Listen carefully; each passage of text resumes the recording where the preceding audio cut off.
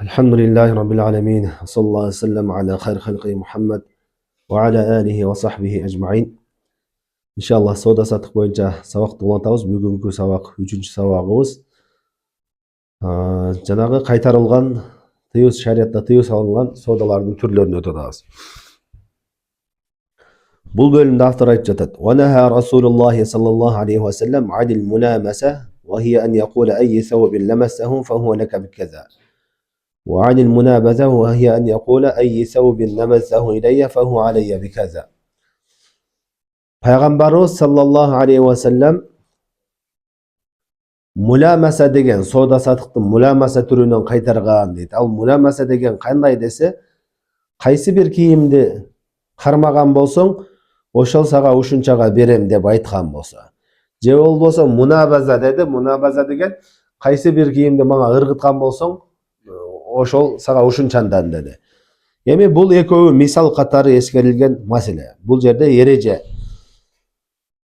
Бул илгерки жахилият доорунда, пайгамбарыбыз доорунда ушундай соодалар болгон. Мисалы үчүн бирөө кийим сатып аткан болсо, ал жерде баалары ар түрдүү, ар кандай кийимдер. Аны баасыны айтпай туруп эле, кайсыңыз кармасаң сага 100 сомдон же 1000 сомдон деген болсо, ушул соодадан кайтарган. Не себептен? Аерде белгисиз нерсе. Ал кымбат көйнөктү кармашы мүмкүн, арзанын кармашы мүмкүн, белгисиз болгон үчүн. Ошондой эле munabazа деп айтып атат. Munabazа деген дагы кайсы кийимди мага ыргыткан болсоң, ошол сага ушунчадан деген. Бул мисал катары айтып атат. Бул деген ушул көйнөккө тиешелүү нерсе эмес. Не белгисиз соодадан кайтарып атат. Бир кишинин дүкөнү боло турган болсо, ошол жерде мен алсаң дагы 1000 сом, кайсысын кармасаң да сага 1000 сом дей турган болсо, а жерде баалары ар кандай боло турган болсо, бул тыюу салынат. Неге? Белгисиз соода да, белгисиз. А жерде арзан нерсеге эме кылышы мүмкүн, кымбат нерсеге кылышы мүмкүн. Демек, бул жерде негизги кайтарылган нерсе белгисиз соодалардан кайтарылат. Буга азыркы учурдагы мисалдар дагы көп. Азыркы биздин убакытта дагы мисалдар көп. Мисал үчүн бирөөнүн балык баккан жери боло турган болсо, кирип балык кармасаң, ошол жерде 1000 сом төлөп туруп, кечке балык кармасаң 1000 сом төлөйсүң. А жерде сен 10 килограмм балык кармашы мүмкүн, 1 килограмм кармашы мүмкүн, вообще кармай албашы мүмкүн да.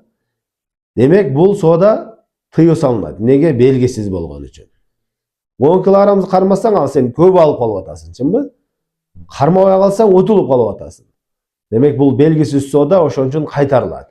Эми ошону оңдосо болот шарият жолу менен. Кандай кылып оңдойт? Бул жерге кирип кечке балык кармап эс алганың 1000 сом. Ал балык кармасаң өзүнчө тартабыз десе, канча балык кармасаң, килограммын тартып, килограммын аласың, төлөйсүң.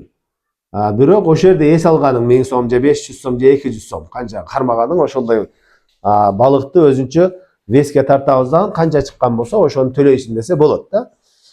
Бирок канча балык кармасаң дагы ушунча десе, кармабай калсаң да ушунча төлөйсүң десе, ал болбойт. Ошого окшош эле азыркы күндө страховка деген бар. Машинага страховка, ден соолукка страховканын түрү көп. Бул страховка дагы шариатта тыюу салынат. Не себептен? Мисалы үчүн машинаңа 5000 сомго страховка кылган болсоң 1 жылга. Ошо 5000 сомдук страховкага 1 жылдын ичинде сен авария болушу мүмкүн, болбошу мүмкүн. Болуп калышы мүмкүн, болбой калышы мүмкүн. Болгон болсо 5000 сомдук эмес, 20000 сомдук, 50000 сомдук расход болуп кетиши мүмкүн. Демек, бул кумарга окшош. Же утасың, же утуласың деген мааниде. Белгисиз да. Ушуга окшогон белгисиз нерселер шариатта кайтарылат. Демек, бул сүрөттү пайгамбарыбыз эскергенден максат бүт бардык белгисиз соодалардан, кумар сыяктуу болгон белгисиз соодалардан кайтарган. Мисалы үчүн азыркы күндө дагы негизи шариаттын эрежелерине салсак арам боло турган көп нерселер бар. Бирок зарылдык болгон үчүн уруксат берилген нерселер бар. Азыр интернет сатып алып, интернет пакет сатып алып. Мисалы үчүн бир айга 500 сомго кошулдуң. Сага 40 гигабайт интернет берет. Ушунча убакыт сүйлөшүүгө берет да. Эми ошону негизи бул кумар сыяктуу белгисиз нерсе. Себеби сен ошо 40 гигабайттын 10 гигабайтын иштетип калышың мүмкүн. Баарын иштетип ташташың мүмкүн. Такыр иштетпей калышың мүмкүн. Иштетсең да иштетпесең дагы ал күйөт. Сен 500 сом кетет да. Түшүнүктүүбү? Анан бул жерде сен ошол 40 гигабайтты саңа бөлүп сатып бербейт алар. Мындайча айтканда 40 гигабайтты сатып аласың, сен иштетпесең, сен иштетпей койсоң, ал калып кетпейт да. Сен иштетпей койсоң, башка бирөө иштетет аны. Алар кандай кылат? Мисалы үчүн 1000 адамга бөлгөн болсо, 1000 адамга 40 гигабайттан бер да. Алар ар бирине 40 гигабайт бербейт да. Определенный, балким 20дан же 10дон ушундай гигабайтты ошо 1000 адамга бөлүп чачыратып коет. Алар изилдеп чыгышкан, бир айдын ичинде паланчы ушунча иштетет экен депчи. Мындайча айтканда, сен 40 гигабайтты сатып алып туруп, өзүң ээлик кылып калбайсың ага. Сен иштетпей калсаң, башкалар иштетип кетет да. Ошон үчүн билесиздерби, кээ бир учурда баягындай адам көп болгондо бир связь начар болуп эме болуп калат го, тартыш болуп калат. Демек, бул сатылбайт. Бул нерсени айтканда азыркы квартира биз мына ижарага алабыз го, арендага. Ошо нерсени шариятта уруксат берген, бул ошого окшош деп айтышат да. Ижаранын айырмасы бар. Мисалы үчүн бир квартираны бир айга сатып алсаң, болду, сен ээлик кыласың. Кааласаң пайдаланасың, кааласаң пайдаланбайсың. Башка бирөө пайдалана албайт да аны. Ошон үчүн аны пайдалансаң да, пайдаланбасаң да төлөйсүң. Бул адал болгон. Бул интернет, телефон эмелерде андай эмес. Булар определенный бир гигабайттарды адамдарга бөлүп коет. Иштетип калсаң, иштетип калдың, иштетпей калсаң башка бирөө иштетет деген. Түшүнүктүбү? Бул кумар сыяктуу. Бирок буга уруксат берген шариятта эмнеге уруксат берет алымдар?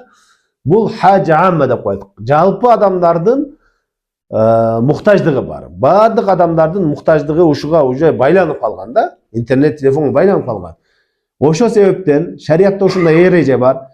Ал-хажа амма туназзилу манзилата дарура деп коет. Эгерде муктаждык жалпы адамдарды каптап кеткен болсо, бүт адамдар ошо күнүмдүк жашоосу ошо менен өтүп калган болсо, арам нерсе зарылдыктын абалына түшөт.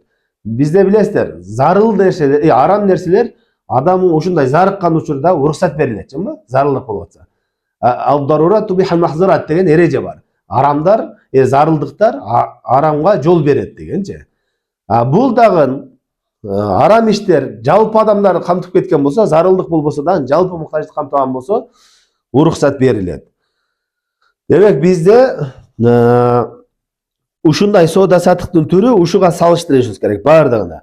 Эгерде белгисиз соода сатык боло турган болсо, баасы белгисиз, канча эмеси белгисиз, канча нерсе кармайт, бүт баары белгисиз болгон болсо, анда ошого окшогон соода сатык тыюу салынат. Бул азыркы эмелерде биздин замандагы эң негизги эле мисалдардан ошо страховка деген нерсе. Страховка бул ачык айкын белгисиз нерсе. Анткени ал канча чыгым кылышың белгисиз, ошо чыгым болобу болбойбу анысы белгисиз.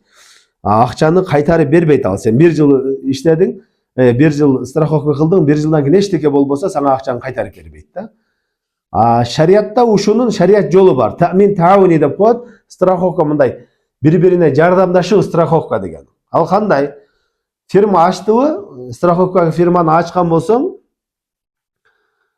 ар бир адам айырге садака иретинде салат. 5000 сомдон. 5000 сомдон садака иретинде салат.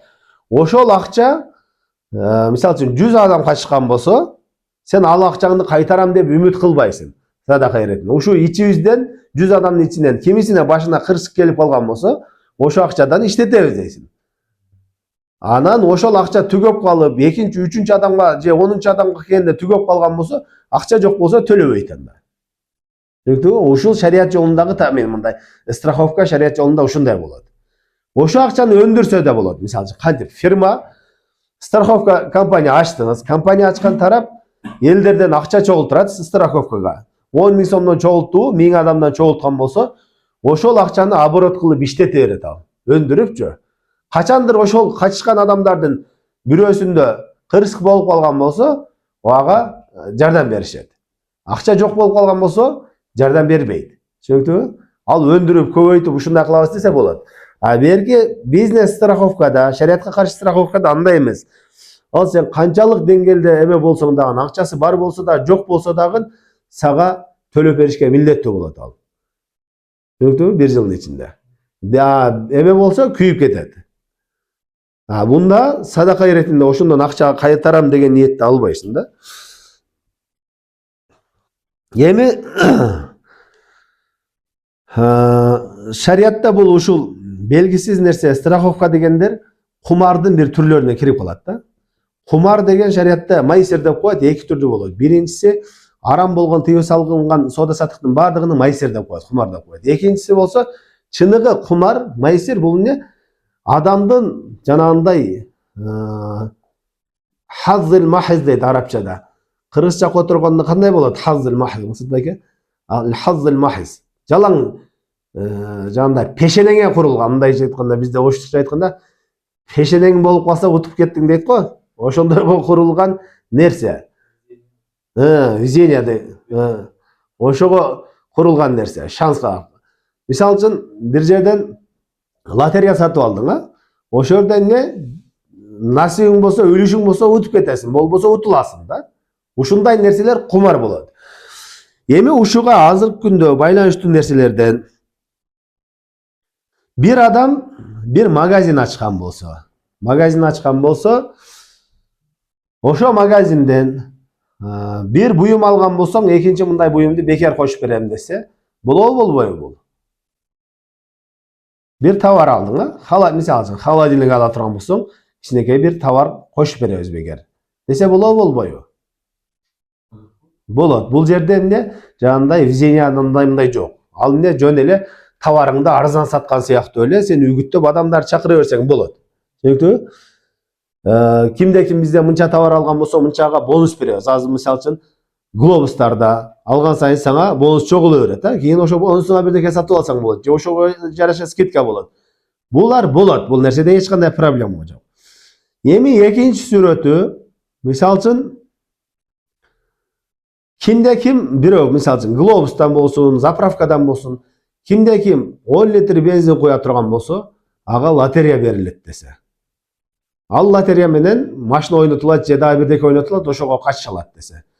Же болбосо бир товардын бир түрүнө кимде-ким ушуну сатып ала турган болсо, ага ушундай лотерея берилет, ошол лотереянын негизинде ал машина утушу мүмкүн, бирдеке утушу мүмкүн десе. Бул болобу болбойбу? Бул болбойт. Неге? Бул хаззил махиз, ошо үлүшкө курулган нерсе.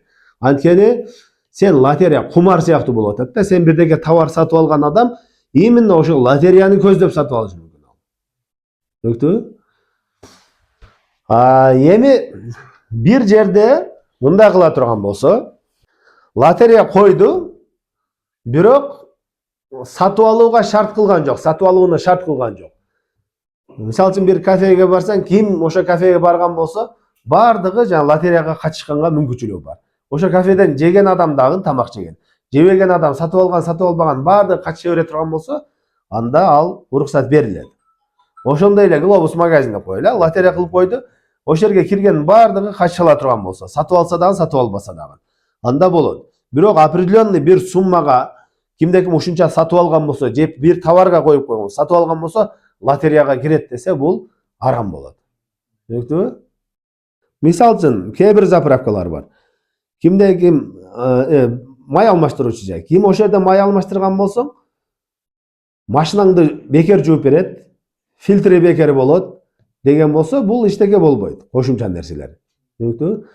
Качан болот? Ошого кошо жанагындай лотерея кошулган болсо.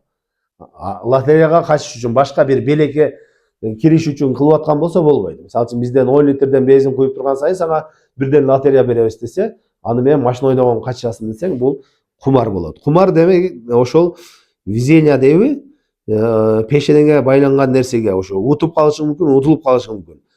Утуп калган болсоң, жакшы, утулуп калган болсоң акчаң күйөт деген маанилер болсо, ошол кумар, арам кылынган нерселер. Мисалы үчүн телефондордон келет, SMS жиберет, мынага SMS жибер, суроо жооп болушу мүмкүн анданчы. Ал SMS жибериң менен сенден канча сомдур бир определенный сумманы алат дагы. Анан суроолорду берип, утуп калган болсоң, белек бериши мүмкүн. Ушул сыяктуу оюндардын бардыгы кумар болот. Кийинки эме айтат: "Ван бай'ил хаса, ва хуа ан якула ирмил хаса фа айй thawbin waqa'at alayhi fa huwa alayka bikaza, aw bi'dika ma tablughu hadhihi al-hasa min hadhihi al-ard bima ramaytaha bikaza." Кийинкиси айтат, бул дагы илгерки содалардын түрлөрүнөн. Бул дагы мисал ошого. Байал хаса, таш менен соода кылуу дейт. Таш менен соода кылуу дегенде эки маанини айтышат. Бул илгери болгон соодалардан. Биринчиси, магазинге кирдиң, дүкөнгө. Анан ар кандай товарлар турат. Ташты алып туруп, кайсы ыргыт, кайсы товарга туш келген болсо, ошону ушунчаны аласың десе, ушунчага берем десе, бул кайтарылат. Же болбосо жер сатканда дейт.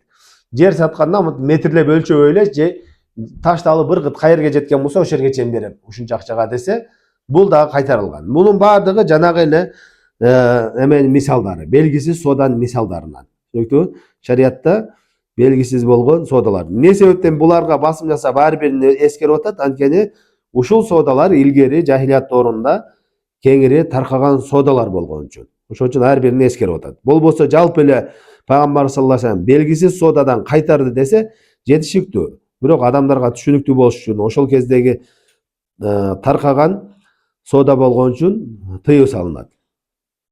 Интернеттин мисалы жана мындай да, мисалы үчүн азыр бир комнатаны арендага берсең да, комнатада 10 кишиге месте болсо, 10 кишиге месте болсо, бирок 20 кишиге ошону 20 кишиге арендага бересиң. Ар бирине ачкыч берип туруп, ар бирине ачкыч берип.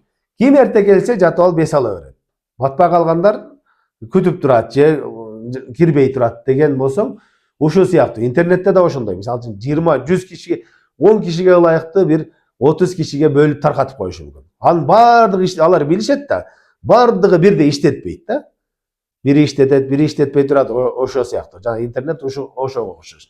Ал эми 10 кишиге ылайыктуу 10 кишиге берген болсоң, анда уже алар месталарды ээлеп, буруңкулу башкасын киргизбеген абалы болот. Шариатта жанагы эреже негиздүү. Эми муну ар бир адам эле жеке адамдар колдоно бербейт. Аны алымдар, илимдүүлөр адамдардын абалын изилдеп туруп анан колдонулат. Биринчиси болсо ад-дарурат тубихул махзурат дейт. Зарылдыктар бул арам нерсеге жол берет. Ал зарылдыкты бирок ар бир адам мен зарыгып калдым да деп чектей бербейт. Алымдарга абалын түшүндүрөт. Менде ушундай абал болуп атат, ушундай болуп атат. Ушул абалда мага уруксат берилеби, берилбейби дегенде аны илимдүүлөр карап байкап чындап эле зарылдыкпы анан фатва берет ошого жараша. Ошон үчүн ушуну түшүнбөсөң, мисалы үчүн мондай да, кээ бир адамдар түшүнбөйт. Тиги арамга уруксат берип тур. Кандай арамга уруксат берет? Бул арам да деп ойлой берет да. Жок, ал арам деп жалпы фатва берет, бирок жеке адамдарга кээ бир абалда фатва бериши мүмкүн. Сага уруксат берилет депчи. Ал жекеге берилгенди жалпы фатва берди деп түшүнбөш керек аны. Ар бир адамдын абалын изилдеп, андан кийин фатва берет. Экинчиси болсо хажа амма туназил мазилата дарура деп коет. Муктаждык жалпы камтып кеткен болсо адамдарды, жанагындай интернет сыяктуу жалпы адамдардын муктаждыгы байланып калган болсо, ал эмне арам нерсе жана зарылдыктын өкүмүн алат дейт да. Ошондой учурларда уруксат берилет. Эми бул жерден башка түргө кайтаруунун башка түрлөрүнө өтүп атат. Айтат: "Ва ала бай'ар раджули ала бай'i ахиhi."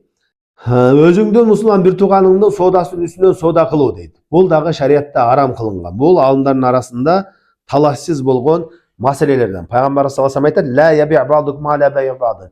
Силер бири-бириңердин соодаңардын үстүндө соода кылбагыла дейт. Эми бул бири-биринин үстүндө соода кылуу деген кандай учурда болот десе, алымдар айтышат.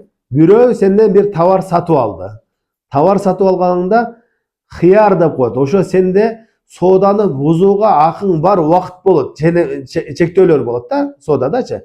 Мисалы үчүн азыр могу жерде отуруп туруп соода кыла турган болсок, бирөө мен бирдекесин сатты, мына телефонду саттым десе, мен алдым десе, ушул жерден экөөбүз таркап кеткенге чейин эки тараптын тең акысы бар, бузгангачы айнып кеткенге. 10 мүнөт отурасыңбы, 20 мүнөт отурасыңбы саткандан кийин. Анан мен ойлондум, сатпай эле коеюнчу деп туруп ушул жерден неме кылып кетсең болот да, айнып кеткен болсоң. Ошондой эле магазинге кирип туруп бир нерсе сатып алып бердиң, акчасын бүттү соодаң. Бирок пока чыгып кетелегенге чейин айныганга акың бар. Ошондой торговый центр болсун, базарда болсун, ошол жерде экөөң ажырап кеткенге чейин, соода сатык бүтүп, ажырап эки жакка басып кеткенге чейин эки тараптын тең соодасын бузганга акысы болот. Хыяр деп коет. Ошол учурда бирөөнүн үстүгө соода кылса болбойт. Мисалы үчүн базарда азыр мен мал алдым, кой алдым, соода кылып алдым. Пока экөөбүз алган киши менен Saткан киши экөөбүз таркап кете элекпиз. Содабыз бүттү, бирок таркап кете элекпиз. Ошол учурда келип туруп башка үчүнчү адам келип туруп, канчага алдың десе, 10 миңге алдым дей турган болсо, мен сага муну 8 миңге берем, жүр деп туруп бузуп кетсең болбойт. Магазинде бир нерсе алып атат, товар алып атат. Бүттү, сода бүттү, алдың. Анан ошол жерде келип туруп канча экенде мынча, мен муну сага арзан таап берем, муну таштап кой деп туруп экинчи магазинге алып кетсең болбойт. Түшүнүктүбү? Бирөө машина алды, сода кылды, саткан киши да алган киши да ошол жерде турат, пока кете элек. Ошол жерде келип канча болду? Машина начар машина алып алыпсың, кой, мен сага жакшысына берем деп бузуп кеткен болбойт. Качан бузсаң болот, качан эме кылсаң болот, сода кылсаң, экөө таркап кеткенден кийин. Sen biro kelip turup magazinden telefon aldı. Sumga geldi, telefon aldı, satып aldı, büttü. Andan keyin al ekөө эки жакка таркап кетти, сатуучу менен алуучу. Уже алардын содасы бүттү ал. Кайтарганга акысы жок эки тараптын да. Ошол маалда айтсаң болот уже. Менде мындан да арзаныраагы бар, аласыңбы депчи. Сунуш кылсаң болот да. Пока экөө таркап кеткенге чейин аралыкта сунуш кылган болбойт. Ошо бир туугандын содасын үстүгө сода кылуу деген ушундай. Ошол арам болот. Түшүнүктүбү? Демек, бир тууганын үстүгө сода кылуу дегенди түшүндүк, Качан сода кылса болбойт экен? Ошо жанагындай бузганга акысы бар учурда. Сода кылган моментте ошол жерде келип алып туруп, сен товарыңды, өзүң товарыңды сунуш кылсаң, же кымбат экен, андай экен деп айынтканың болбойт. Ошо жерден таркап кеткенден кийин болду, барып өзүң товарыңды сунуш кыласың, башка кыласың, боло берет. Кийинки соданын түрү айтат. Ван бай'ал хадирин либадин ва хува ан якун лаху симсарун. Эми айыл жерлерден келген адам, местный эмес адам үчүн местный адам сатуучу болуп берсе дейт. Бул кандай десе, мисалы үчүн бул мал базарда көп болот, баана ошу фрукту базарда көп болот да. Жерден эмне кылат? Местный базардын ичинде иштеген адамдар бар, постоянно турган. Базардын оозунда таңгамал турат. Анан сырттан кирип келген эмелерге мен сатып берем сага дейт да. Мен сатып берем. Себеби сен азыр кирсең сенден арзан алышат. Сен базардын баасын билбейсиң. Мен бааны билем. Мен сага сатып берем деп туруп, алып келип туруп, кымбат баага сатып берет. Ушул нерседен Пайгамбар саллаллаху алейхи вассалам кайтарган. Не себептен? Пайгамбарыбыз айтат: "Даун нас ярзукуллаху ба'дахум би-ба'д." Адамдар таштап койгула, адамдарды Аллах Таала бири-бири менен ырыс кыласың дейт. Мисалы үчүн баанын көтөрүшү ошондон болот. Эгерде сырттан дыйкандар келди, айыл жерлерден келди, тоодон келди, мал сатайын деп атат, продуктасын сатайын. Ал базарды билбейт. Базарга кирди дагы өзү адамдарга арзан сатап, өзү калаган баада сатат да. Алар арзан алып, дагы башка бирөөгө сатат, ушинтип бири-биринен ырыс кыланат. Эгерде жалаң гана ошо местный билген адамдар туруп алып, бирөөнү да киргизе койбой, товарлардын баарын алып туруп, мен сатам деп кымбат баада базар башында сата берсе, базар ээлерине, местныйлерге кыйын болот да. Товарлар кымбаттайт. Ошон үчүн ушул нерседен симсар дейт, мындайча айтканда, бирөөгө сатуучу болуп берүүдөн кайтарган. Түшүнүктүбү? Бул жерде жалпы элдин пайдасы үчүн, жалпы элдин баалар сакталыш үчүн, көтөрүлүп кетпеш үчүн. Бул кайсы учурда атайын специально ошондой адамдар туруп алган болсо, базарга туруп алат, базардын эшигинде туруп алат, дыйкандарды билет, сырттан келген адамдарды билет да. Ал өзү суранбаса дагы келип туруп, келери менен эле кармайт да, базарга киргизе, мен сатып берем деп туруп алып келип туруп, ошентип кымбат сатып берет, анан доля алат, андан дагы кымбат сатып берет, доля алат. Ушундай боло турган болсо болбойт. Бирок бир адам өзү айылдан келди, шаарда тууганы бар, сен базарды билесиң, мана машинамды алып чыгып сатып берчи десе, бул иштеке болбойт. Өзү суранып, алдын ала алып келип саттырып аткан болсо. Именно ошо базардын эшигиге ошондой туруп алып, жана эч кимди киргизе койбой эле ушундай кылгандар болбойт. Түшүнүктүбү? Андан кийинки айтат: "Ва'анин najаш ва хува ан язида фи сил'ати ман ла юриду шира'аха." Кийинки кайтарылган соданын түрлөрүнөн najаш деди. Najаш деген эмне? Бирөө товарды сатып алгысы келбейт, товарга муктаждыгы жок, бирок жөн эле баасыны көтөрүш үчүн баа кошо берет. Түшүнүктүбү? Бул дегенде мен азыр базарга бир товар алып келем. 3-4 досумду айтам, азыр мен киргенде сода кылгыла. Мындан көтөрүп мынчага жеткирип койгула дейт. Алар албайт аны. Жөн эле соданын баасын көтөрүш. Бул мал базарда өтө көп. Мисалы үчүн алып сатуучулар өздөрү бар, алып сатуучулар. Бирөөсү алып берет, аны башка бирөөсү келип өлө баа кылып туруп, жогору кылып туруп токтотуп коет. Анан башка адамдар ошо баадан кичине ашырып туруп алыш керек болот да. Ушундай нерседен Пайгамбар саллаллаху алейхи вассалам нажаштан кайтарган. Ошо бул арам иштерден, күнөө иштерден. Кимде ким ушинтип албай эле жөн эле баасынын, таанышынын товарын баасын көтөрүш бериш үчүн ушундай кылып аткан болсо, бул арам экендигинде алымдардын арасында эч кандай талаш жок. Экинчи түрү болсо ушунун эле тескериси. Экинчисинде бир товарды бир адам алып кирген болсо, базарда же 5-6 перекупщиктер бар, же башка эмелер бар, келишип алган. Ке ушунун баасыны түшүрөбүз деп туруп, мисалы 20 миңдик нерсе болсо эмне 10 миңден ашырбайбыз деп келишип алды да. Барып бирөө 7 миң берет, бирөө 8 миң, бирөө 9 миң, бирөө 10 миң берип коет да.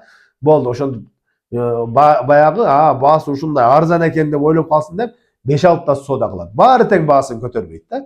Ушундай келишип алган болсо, бул дагы арам болот. Түшүндүңбү? Бул эмне келишим болбош керек. Качан ар бир адам өзүнүн оюндагыны айтып, чыныгы баасыга келиш керек да. Бул баардыгы ошо адамдарга зыян бербеш үчүн. Анан жанагы соодада мусулман бир туугандын соодасынын үстүнө соода кылуудан кайтарылган эди. Бул жанагындай аукцион учурларында аукцион менен сатылат го. Андай учурда бири-биринин үстүгө соода кылуу болбойт. Ал качан соода бир баага токтолгондо ошондой болот. Азыр бирөө айта турган болсо, бир телефонду, бир машинаны аукцион коюп туруп, мына 10 миң сомдон башталды. Ким кошот десе, мен 11 миң бердим. Дагы бирөөсү 12 миң, 13 миң кошулуп кетип атат да. Бул жерде айта албайсыз. Мен соода кылып атканда сен жөн тур деп айта албайсың.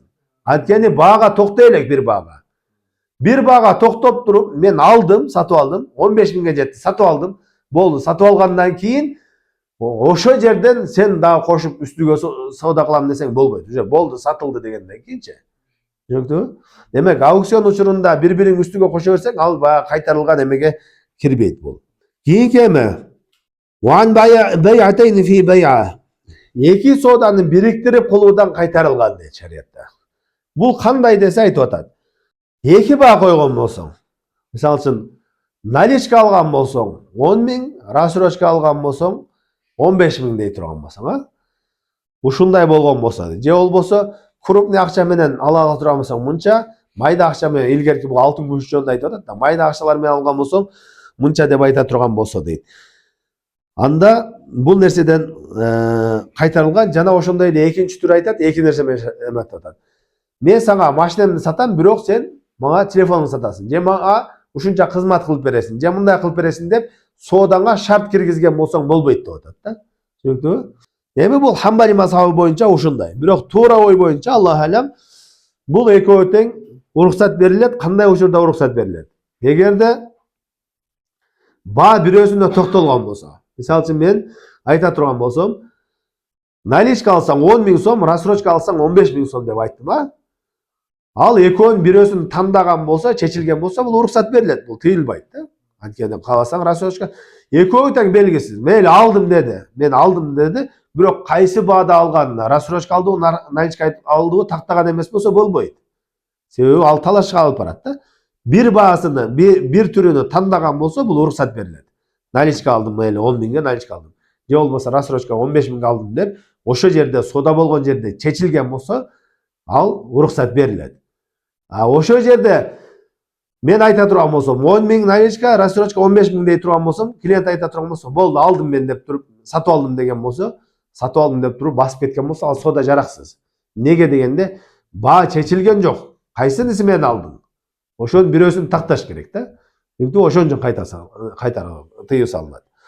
Кийинки түрү болсо, бул Хамбали мазхабында уруксат бербейт, бирок Малики мазхабында уруксат беришет. Ал эмне? Шарт кылган болсоң. Мен машинаңды мага сат деди. Мейли машинамды сага сатам, бирок сен мага телефонуңду сат деди. Ошондо мен сатам десе, ушуну да Хамбали мазхабы боюнча арам деп атат. Анткени эки сооданы бириктирип атасың дейт да. Бул нерседе Аллах алам эч кандай тыюу жок, хадис жок арам экенинде. Ошон үчүн Малики мазхабында уруксат беришет да. Малики мазхабында буга уруксат беришет. Бул нерседе арам экендигинде тыюу жок. Кээ бир алымдар ушу эки сооданы бириктирүүдөн кайтаруу келген дегенде, хадисте келген да, Пайгамбар саллаллаху алейхи вассалам эки сооданы бириктирүүдөн кайтарган деген хадис келген. Бирок мунун маанисин ар кайсы алымдар ар кандай түшүнүшкөн. Бул Хамбали мазхабында жанагы эки сүрөт менен сүрөттөгөн. Биринчиси ба, кайсы ба экени таксыз белгисиз болсо, экинчиси болсо эмне? Шарт койгон болсоң, тигини сатсаң мен ушуну сатам деп шарт койгон болсоң, ушуну эки соода деп айтышкан да. Бирок башка алымдар бул хадистин майыси айна деген сооданын азыркы күндө банктарда көп боло турган айна соода, исламский банк дешип, бул шарият кайтарган жол менен иш кылып келишип атат. Ал кайсы? Мага акча керек азыр, мен иш кылайын деп акча алайын деп атам. Бирок банк процентке акча бергиси келбейт. Ал эмне кылат? Сага товар сатат. Мына машинаны, бизде мына машина бар дейт. Ушул машинаны сага рассрочкага 100 миңге сатабыз дейт. Бир жылга 100 миңге сатабыз дейт. Анан биз аны сенден кайта наличкага 60 миңге сатып алабыз дейт. Түшүнүктүбү? 60 миңге сатып алабыз. Анан бул акчага келген адам 60 миң наличка акча алып кетип атат да. Ошо 60 миң деле 100 миң кылып төлөп берип атат. Түшүнүктүбү сүрөтү? Айна деген ушундай. Эки соодадан кайтарылды дегендин сүрөтү, чыныгы сүрөтү ушу. Айна деп коет. Азыр ушул банк системаларында, адалдашуу жолдорунда шарият жолу менен дешип кайта. Пайгамбар саллаллаху алейхи ва саллям именно ушул нерседен кайтарган.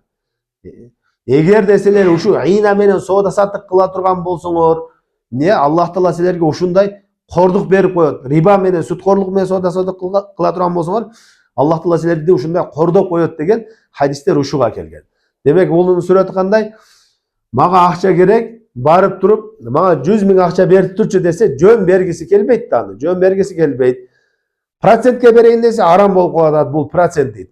Аны ошо процентти эми адалдашуу жолун табыш керек. Кандай кылабыз десе, анда сен мына менин машинамды ал дейт. 100 миңге сатып ал. Мен сенден кайра наличкага 80 миңге сатып алайын.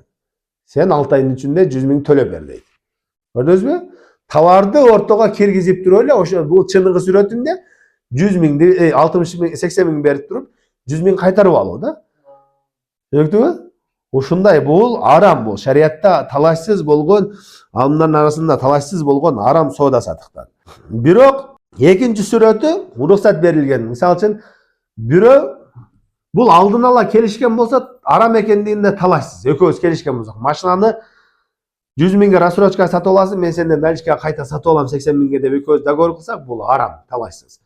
Бирок келишим жок эле, мен машинамды сага рассрочкага жөн эле кайтарып сатып алып шарт кылбай эле, рассрочкага 100 миңге саттым. Сен бүт төлөп бүткөндөн кийин, акчаңды 1 жыл ичинде төлөп бүткөндөн кийин, кайра эле ээсине наличкага сатсаң боло берет, ал проблема жок. Түшүнүктүбү? 80 миңге сатасың, 60 миң. Анткени сен төлөп бүткөндөн кийин ага ээлик кылдың. Өзүң каалагандай.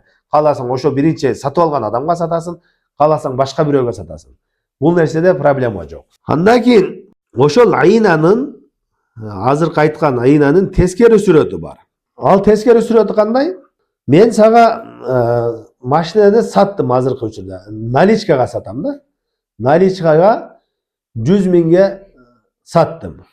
Анан кайра рассрочкага сенден өзүңөн сатып алам. Бул нерседе проблема барбы, жокпу? Эч кандай эме жок. Бул шариятка туура келе берет да. Түшүнүктүбү? Мен сага кандай? Себеби бул жерде акча берип аткан адам пайдаланып аткан жок. Сага наличкага 100 миңге саттым азыр. 100 миңге сатып туруп, кайта ошону өзүм 120 миңге рассрочкага сатып алып аткан болсом. Айнанын тескериси, түшүнүктүбү? Айнанын тескериси кандай? Bir adam келет дагы, мен машинамды сага 100 миңге саттым дейт, саттым наличкага. Анан саткандан кийин кайра сенден өзүм рассрочкага 120 миңге сатып алсам. Бул нерседе бул рибага, сүткорлукка кирбейт. Бул тыюу салынбайт. Түшүнүктүбү? Толук аркачкасын сатты да. Алды, сатып алды. Кайра рассрочкага ага өзгө эле сатып берген болсо, сатып алган болсо, ал проблема болбойт да. Саллаллаху алейхи ва саллям ала хайр халқи Мухаммад ва ала алейхи ва сахбихи ажмаин. Иншалла кийинки сабакта калганын улантабыз.